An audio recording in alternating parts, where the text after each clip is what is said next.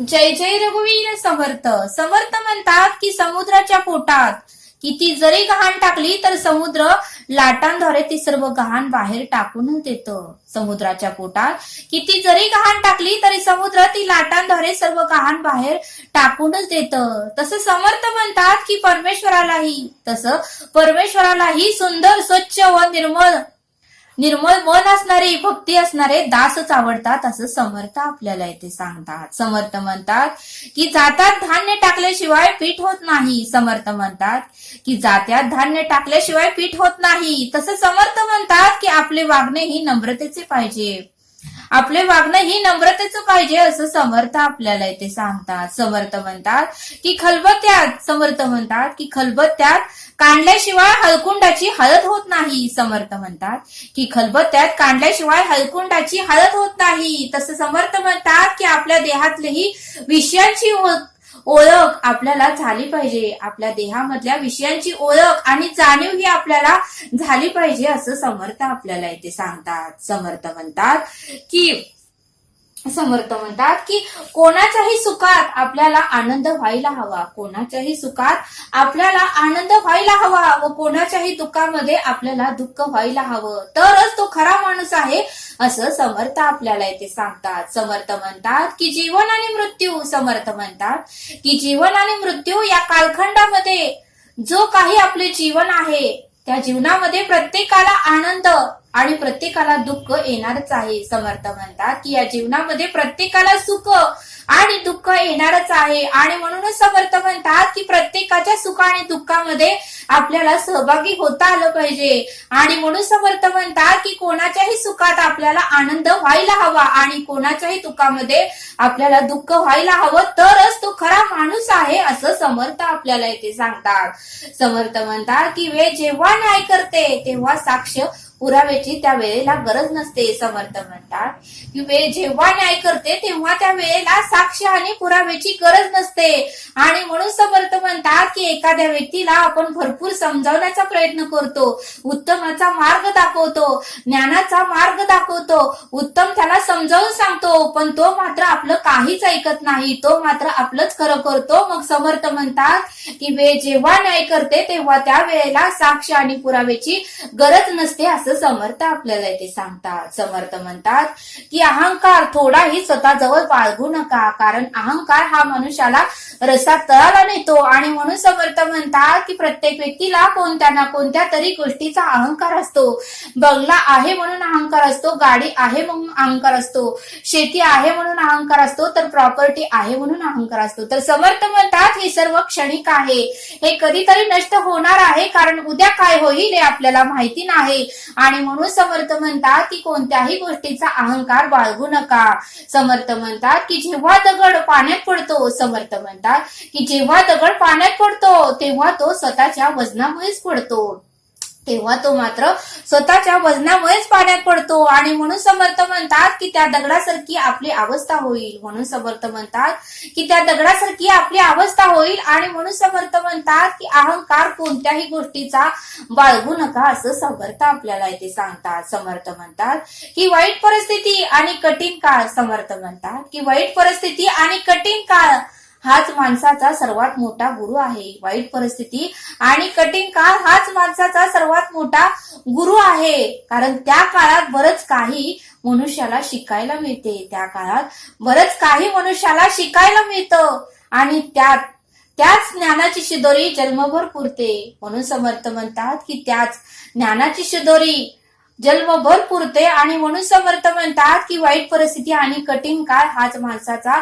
सर्वात मोठा गुरु आहे, कारण ती परिस्थिती आल्याशिवाय मनुष्याला अनुभवही येत नाही आणि उत्तमाचा मार्गही दिसत नाही आणि कसं वागावं, कसं बोलावं आणि काय करावं हे कळत नाही असं समर्थ आपल्याला इथे सांगतात.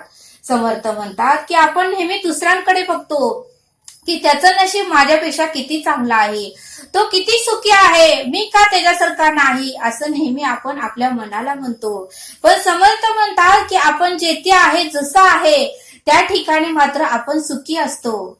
हे आपल्याला माहिती नसतं, पण परमेश्वराला माहिती असतं. आणि ज्यावेळेस आपल्याला अनुभव येतो त्यावेळेस आपल्याला वाटतं की आपण आहे त्या ठिकाणीच खरं सुखी समाधान आणि आपण शांतीने जगत आहोत असं आपल्याला परत वाटतं. आणि हे सांगण्यासाठी समर्थ आपल्याला एक बोध देतात. ज्यावेळेस कावळ्याला फार वाईट वाटायला लागलं की आपला रंग काळा आहे, आपला रंग काळा आहे आणि सर्वजण आपल्याला काळा काळा म्हणून चिडवत आहेत. त्यावेळेस मात्र त्या कावळ्याला फार वाईट वाटलं, त्याचं मन दुखलं, त्याच्या मनाला दुःख होऊ लागलं, वेदना होऊ लागल्या. त्यावेळेस तो कावळा संतांकडे गेला आणि तो संतांना म्हणाला की मी तुमच्या पाया पडतो आणि मी तुम्हाला शरण आलोय आणि तुम्ही माझा रंग बदला, तुम्ही माझा हा काळा रंग काढून मला वेगळा रंग द्या, कारण सर्वजण मला चिडवत आहेत आणि सर्वजण मला काळा काळा रंग म्हणून चिडवत आहेत आणि मला खूप दुःख होत आहे, मला खूप वेदना होत आहे आणि खरंच तुम्ही हा माझा रंग बदला. त्यावेळेस संत म्हणाले की तुला कोणाचा रंग देऊ? संत म्हणाले की मी तुला रंग देतो, कोणाचा रंग देऊ हे मला फक्त सांग. त्यावेळेस कावळा म्हणाला मला राजहंस बनवा, मला राजहंसासारखा रंग बनवा.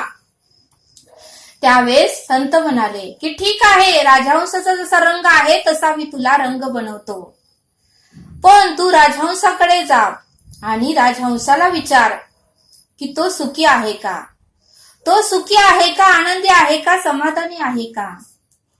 त्यावेळेस तो कावळा राजहंसाकडे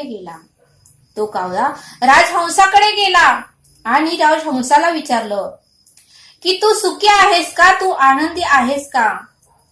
मला संतांनी विचारलं आहे की तुला विचारू नये म्हणून, मी संतांना सांगितलं आहे की मला तुझ्यासारखं बनव म्हणून. त्यावेळेस राजहंस म्हणाला की तू माझ्यासारखं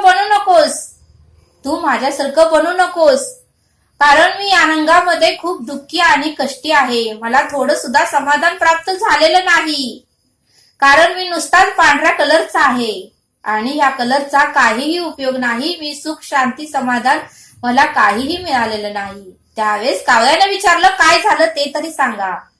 त्यावेळेस राजहंस म्हणाला की माझा कलर नुसता पांढराच आहे आणि पांढरा कलर हा मेलेल्या माणसांच्या अंगावर घातला जातो आणि आयुष्यभर मला सुख काही मिळतच नाही आणि सर्व लोक मला पांढरा कलर हा मेलेल्या माणसाच्या अंगावर घालतात असे म्हणूनच चिडवतात, त्यामुळे मी ही दुःखी आणि कष्टीच आहे, तू खरंच माझ्यासारखं बनवू नकोस, तू खरंच सुखी आहे.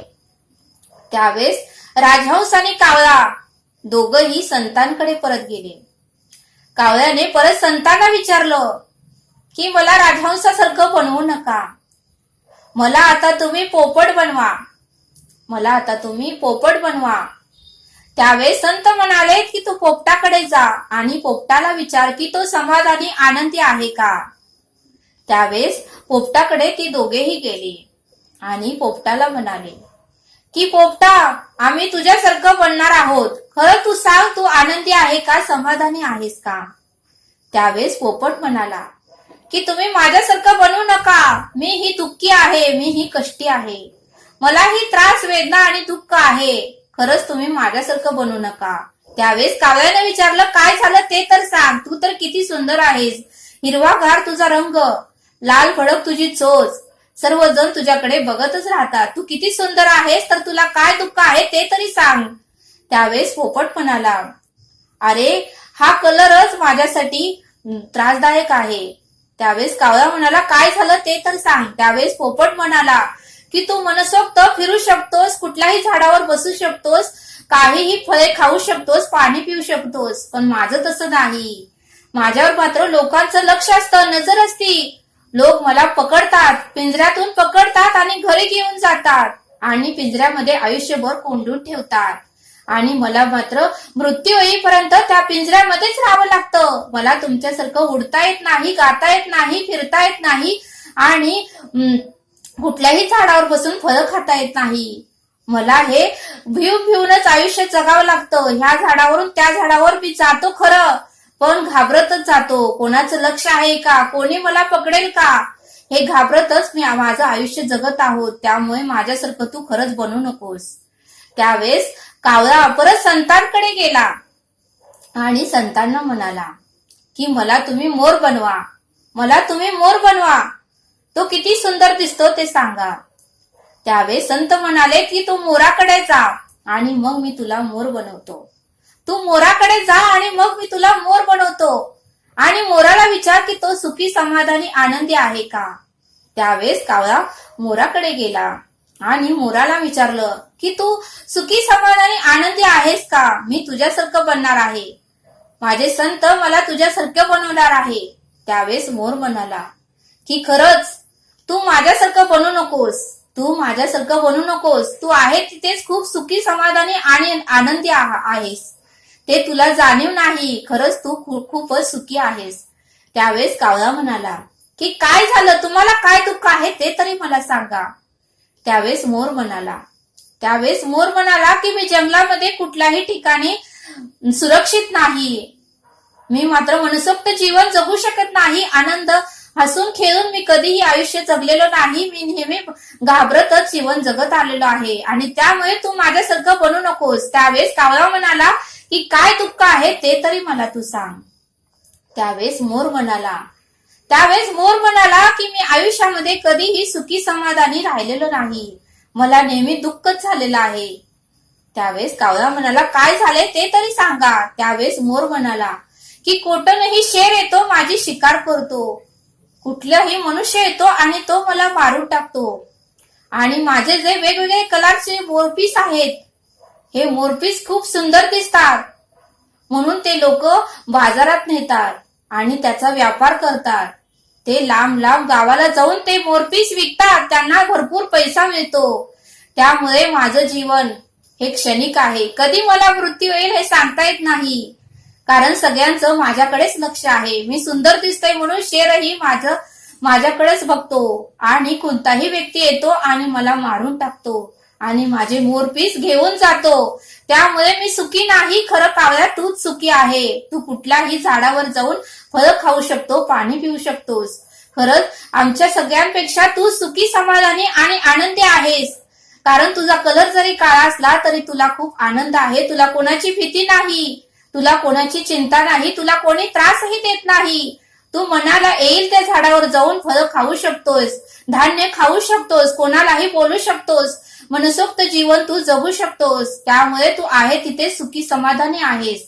त्यावेळेस मात्र कावळ्याला खूप आनंद झाला आणि तो कावळा परत संतांकडे गेला आणि संतांना म्हणाला की मी तिघांनाही विचारलं, तिघेही या जीवनामध्ये सुखी समाधानी आणि आनंदी नाही.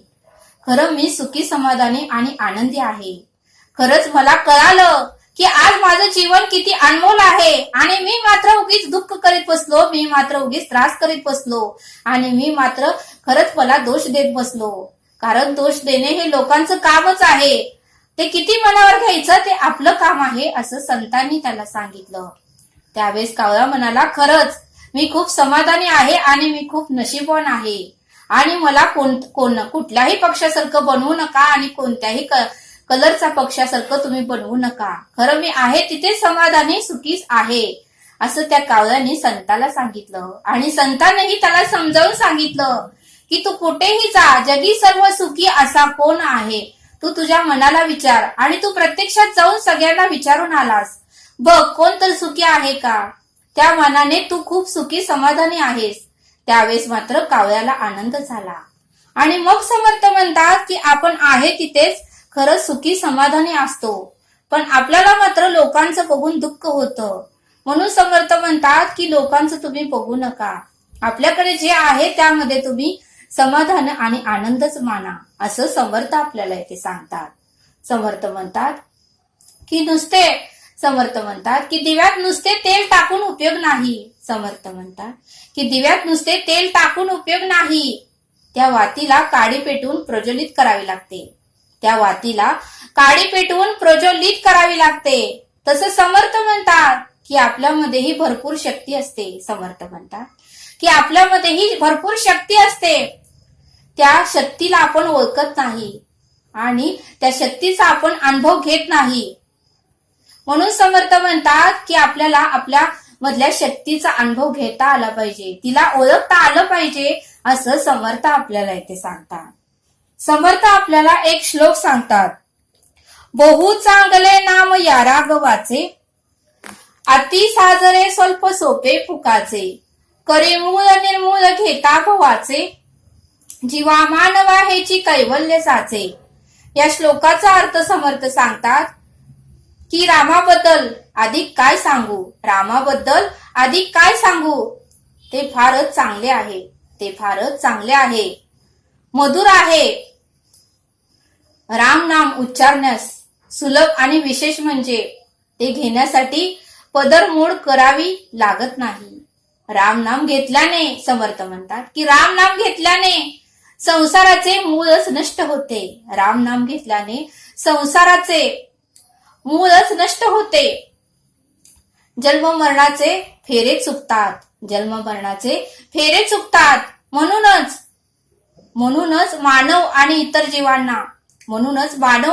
जीवांना राम नाम हेच कैवल्य आहे. राम नाम हेच कैवल्य आहे आणि मोक्ष स्थान आहे. म्हणून समर्थ म्हणतात की प्रभात काळी श्रीरामाचं अखंड नामस्मरण करावे. असा या श्लोकाचा अर्थ समर्थांनी आपल्याला इथे समजावून सांगितला. तरी आता आपण येथेच थांबूया. भेटूया पुढील भागात. धन्यवाद.